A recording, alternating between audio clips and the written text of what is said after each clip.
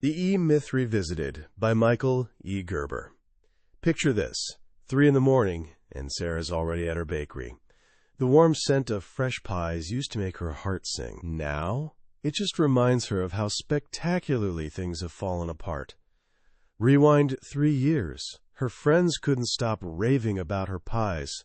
"Sarah, you're a genius. You have to open a shop." And she bought it, hook, line, and sinker. She saw her escape route from that soul-crushing job. Freedom, doing what she loved, being her own boss. Fast forward to today, and the dream has turned into a nightmare. She despises baking pies. The smell makes her nauseous. She's trapped in a grueling schedule, 3 in the morning until 10 at night, every single day. And it's not just baking anymore. She's the buyer, the seller, the janitor, the accountant, and the chief worrier all rolled into one exhausted person. The business that promised freedom has become her prison cell, and she's both the warden and the only prisoner.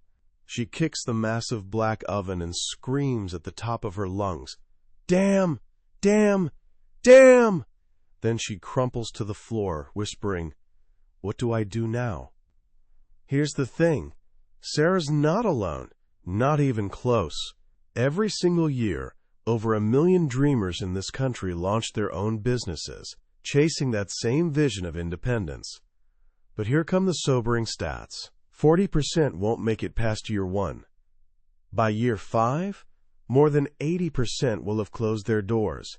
That's 800,000 crushed dreams every single year.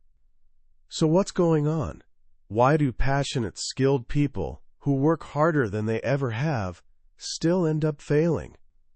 Michael Gerber's bestseller, The E-Myth Revisited, answers that question brilliantly. This book has sold millions of copies because it exposes a fundamental, devastating mistake that nearly every small business owner makes.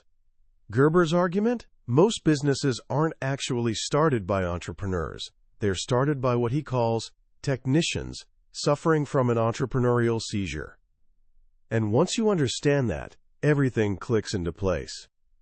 Today, we're diving deep into this myth.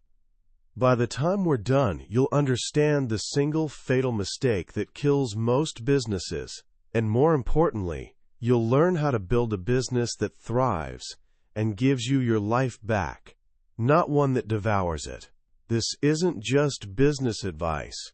It's a complete mindset shift.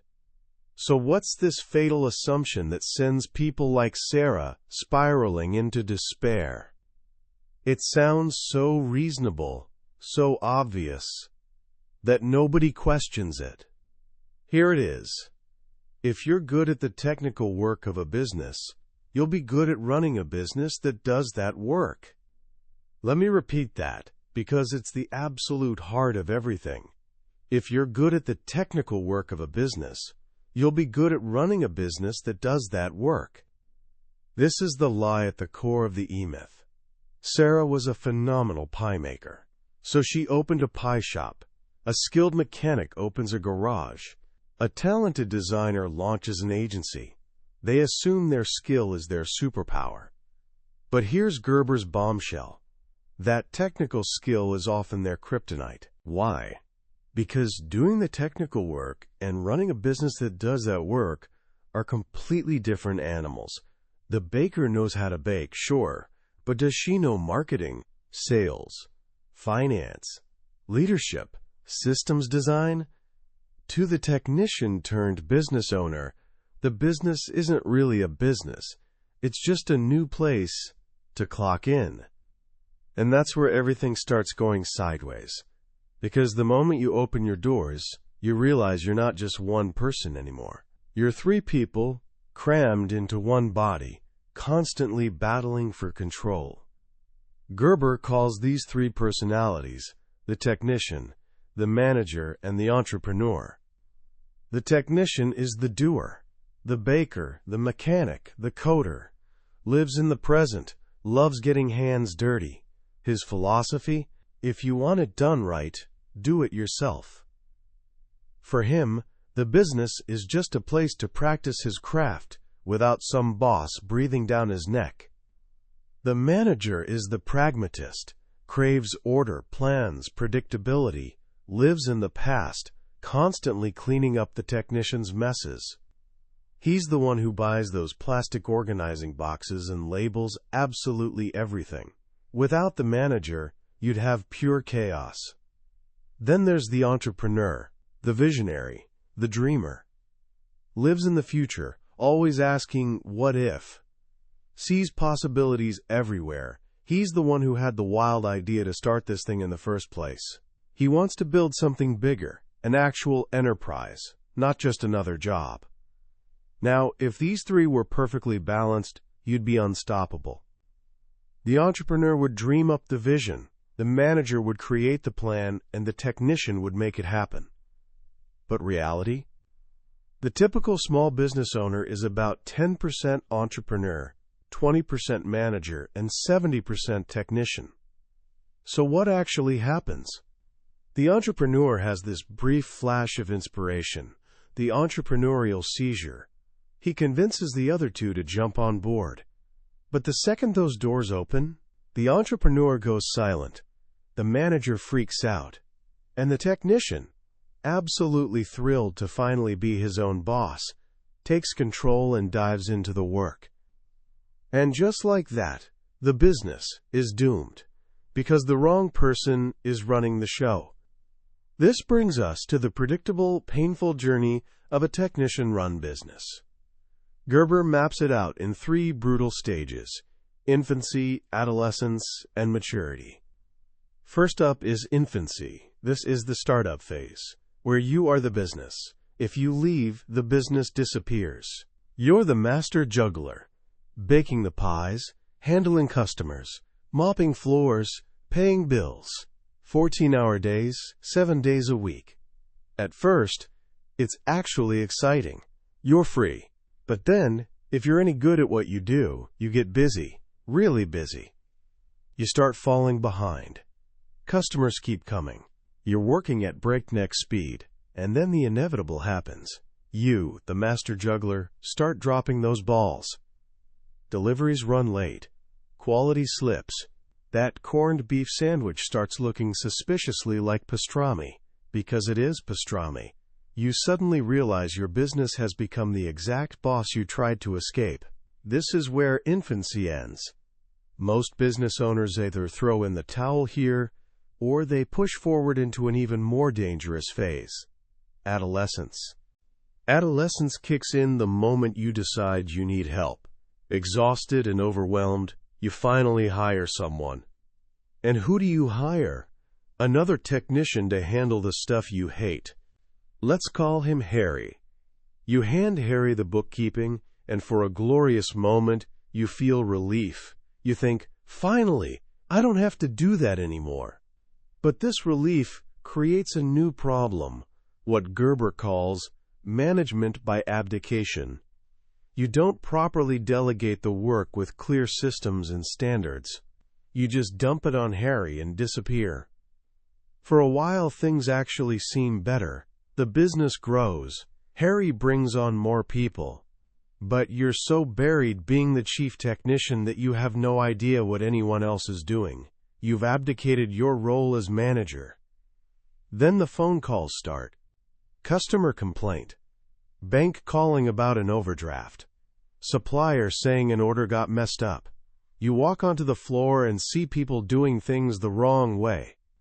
What do? The technician in you explodes. You rush in, shove your employees aside, and announce, "Give it here, I'll do it myself." You become the bottleneck. The more you do, the less your people do. The less they do, the more convinced you become that you're the only one who actually cares. You're back to being the master juggler, except now you're paying a team to watch you perform. This is where the business has outgrown your comfort zone. For the technician, the comfort zone is defined by how much he can personally control. Once the business grows beyond his reach, chaos erupts. At this crossroads, the business owner faces 3 tragic options. Option 1. Get small again. Fire everyone. Shrink back to a manageable size. Return to infancy. You regain control, but you're trapped. You don't own a business. You own a job. The worst job imaginable. Because you can't leave, and you can't sell it. Who wants to buy a job? Eventually, the dream dies completely, and you close up shop. Option 2. Go for broke. The business grows so fast and chaotically that it implodes. Like a rocket without guidance, it soars briefly, then explodes spectacularly, leaving behind debt and broken promises. Option 3, perhaps the most heartbreaking, adolescent survival. The owner is too stubborn to let the business die. He just keeps fighting, clawing, holding everything together through pure willpower. He becomes completely consumed, working day and night, year after year, until eventually the business doesn't explode. He does. Total burnout. So how do you escape this vicious cycle? How do you build a business that doesn't end in failure or exhaustion? This is where Gerber drops his revolutionary idea, the turnkey revolution. And the model comes from a source you might never expect, McDonald's. Back in 1952, a 52-year-old milkshake machine salesman named Ray Kroc walked into a hamburger stand in San Bernardino, California. What he witnessed there, he later said, was nothing short of miraculous. The stand, run by the McDonald brothers, operated like clockwork. High school kids cranked out hamburgers quickly, efficiently, and identically, with precision. Kroc realized the brothers hadn't just created a hamburger stand. They'd created a money-making machine. What Ray Kroc understood, something even the McDonald brothers missed, was this. The real product wasn't the hamburger. The real product was the business itself. This insight birthed what Gerber calls the franchise prototype. Kroc's genius wasn't just franchising a brand name. It was franchising an entire system. He set out to create a business so perfectly systematized that anyone could operate it, regardless of skill level, and produce identical results every single time. This is the key insight. A mature company, a truly entrepreneurial business, operates on the belief that the business itself is a product. And like any product, it must be designed to work perfectly, predictably, and profitably, without its creator needing to be present. This leads to the book's most important mantra: you must work on your business, not just in it. Working in your business is the technician's domain, baking pies, fixing cars, writing code. Working on your business is the entrepreneur's job. It's the strategic work of designing and building a system that delivers consistent results to customers, day in and day out. To accomplish this, Gerber suggests adopting a powerful mental frame.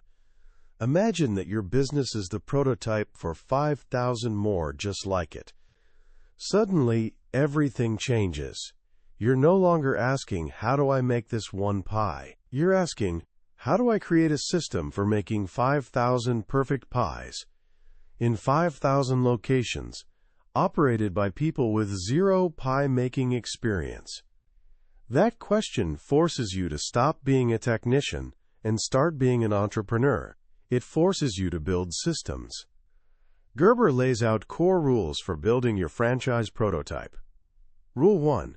The model must deliver consistent value beyond customer expectations. Value is what people perceive it to be. Create an experience so reliable and satisfying that people can't help returning. Rule 2. The model will be operated by people with the lowest possible skill level. This sounds harsh, but it's genius. If your business requires highly skilled experts, it's not scalable. It depends on rare, expensive people. But create a brilliant system, and ordinary people produce extraordinary results. The system becomes the solution, not the people. Rule 3. the model will be impeccably organized. In a chaotic world, people crave order. A clean, organized business signals to customers and employees that you know what you're doing. Rule 4. All work will be documented in operations manuals. Documentation establishes, "This is how we do it here." It provides clarity, structure, consistency. It transforms your unique methods into teachable processes. Rule 5. The model will provide uniformly predictable service. What you do matters less than doing it the same way every single time. Predictability builds trust. Rule 6. The model will use uniform colors, dress codes, and facilities. Marketing research proves that colors and shapes unconsciously influence buying decisions. Your business's look and feel isn't arbitrary. It's critical marketing. To build this prototype, Gerber provides a framework called the business development process. This is a continuous cycle of 3 activities: innovation, quantification, and orchestration. Innovation isn't just inventing new products. It's constantly asking, what's the best way to do this? It's innovating the process by which you deliver your product or service. Gerber shares a simple example. Retail salespeople typically greet customers with, "May I help you?" The customer almost always responds, "No thanks, just looking." Conversation over. The innovation? Change the script to, "Hi, have you been in here before?" Now the customer must answer yes or no, and either way the conversation continues. This one simple, zero-cost innovation has been shown to increase sales by 10 to 16%, almost immediately. Quantification is step 2. Measure everything. Track the numbers. How do you know your innovation worked? Because you quantify the results. Count how many customers entered, how many purchased, average sale amounts, before and after the change. Without numbers, you're guessing. With numbers, you're managing. Finally, there's orchestration. Once you've innovated a better method and quantified its success, you orchestrate it. Document it, systematize it, make it standard operating procedure. Eliminate discretion. If the blue suit outsells the brown suit, make the blue suit the uniform.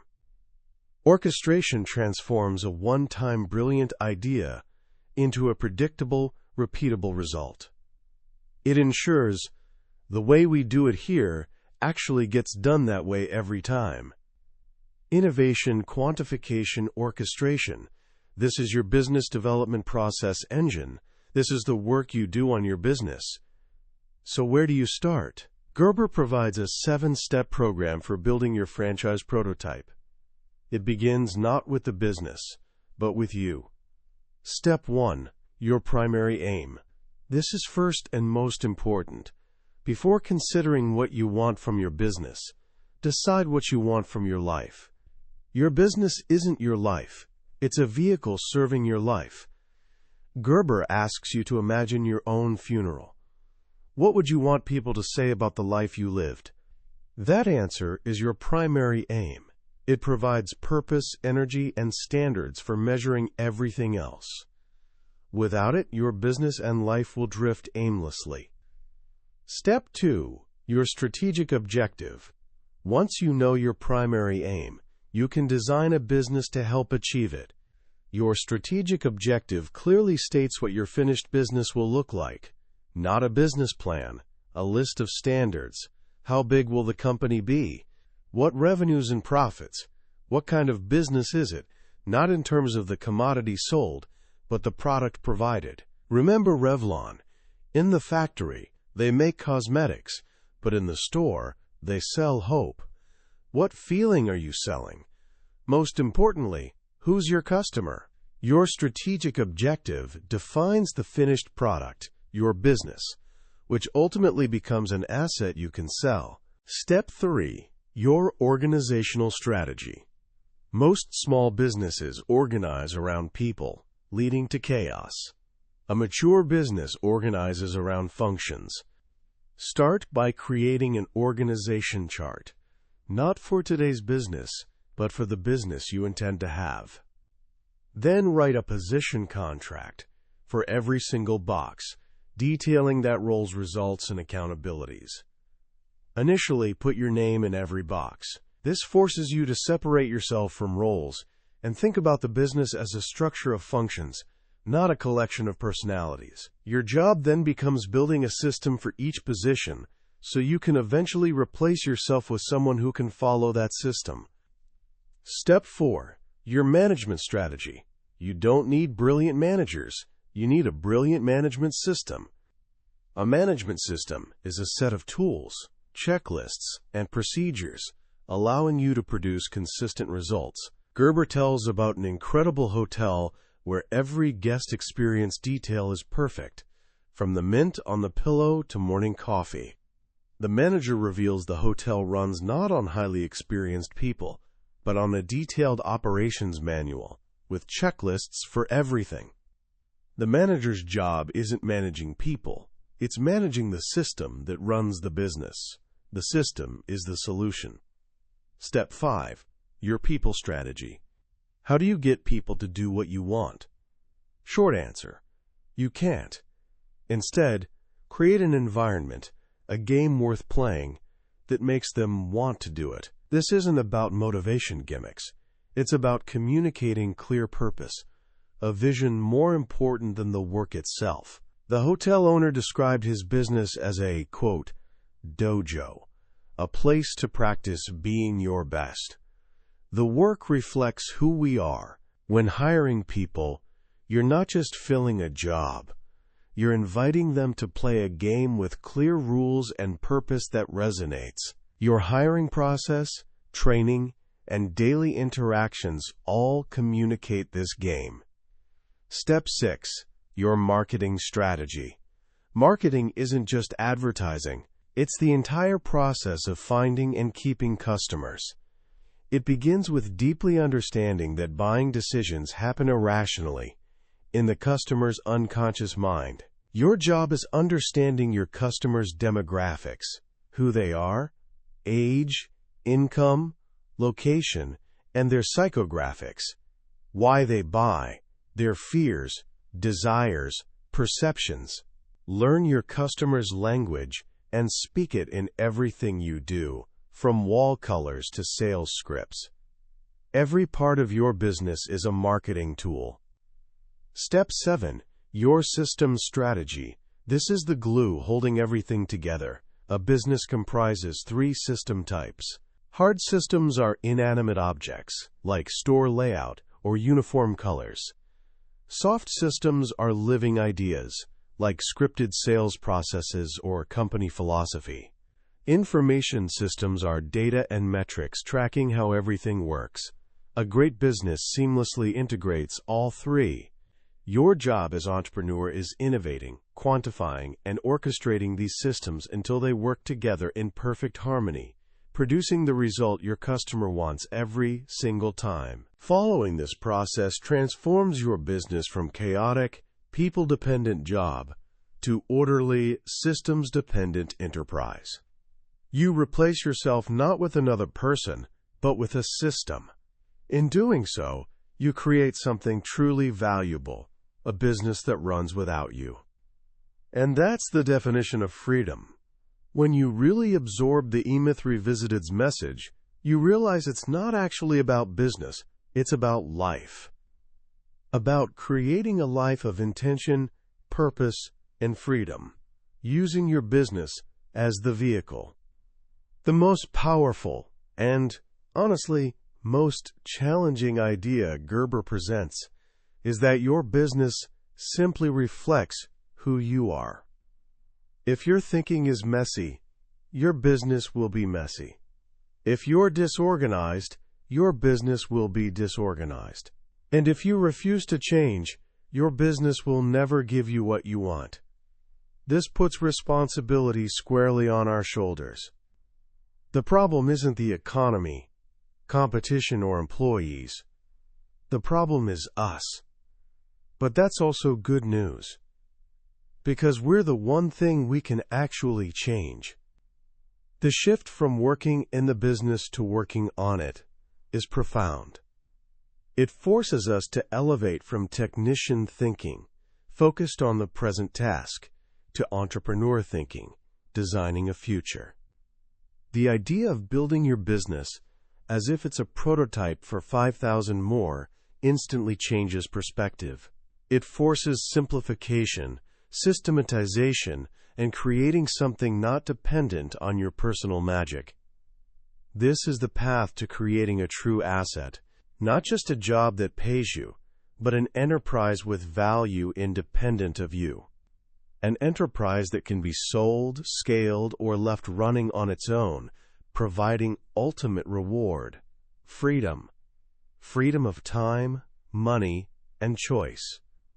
So how can you start applying these principles today, whether you're just starting out or feeling trapped like Sarah?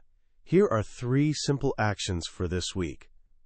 First, take 1 hour, just 1 hour, and write down your primary aim. Forget the business momentarily. Ask yourself, what do I want my life to look like? What kind of person do I want to be? What legacy do I want to leave? Let your business serve that vision, not the reverse. Second, draw an organization chart for the business you dream of having 5 years from now. Don't limit yourself to what seems possible today. Dream big. What roles would exist in that company? This exercise forces structural, strategic thinking about your destination. Third, identify the single most frustrating, recurring problem in your work right now, the thing driving you crazy repeatedly. Now, instead of just fixing it again, ask a new question. How can I create a simple, documented system to solve this permanently so it never depends on me again? Could be a simple checklist, scripted email, or new policy. This is your first step working on your business. Ultimately, the E-Myth Revisited is a call to action, a challenge to stop being your business's victim and become its creator. To build something serving not just customers and employees, but your life and spirit. It's a roadmap for bringing your dream back to life. That was a summary of The E-Myth Revisited by Michael Gerber. We've explored the core ideas today, but honestly, a summary can only take you so far. Real transformation happens when you engage with the book directly. It's in those quiet moments when a particular story or simple phrase resonates unexpectedly. This summary helps you decide if this book deserves your time and attention. If anything we've discussed today sparked something in you, I encourage you to grab a copy. Reading it isn't just learning. It's an experience that can genuinely change how you see yourself, your work, and your future. The link to the book is in the description below. Also, if you found this journey valuable, please show support by hitting that like button and subscribing to the channel. That way, you won't miss our next exploration into another life-changing book from the billionaire's bookshelf. Let's keep growing together.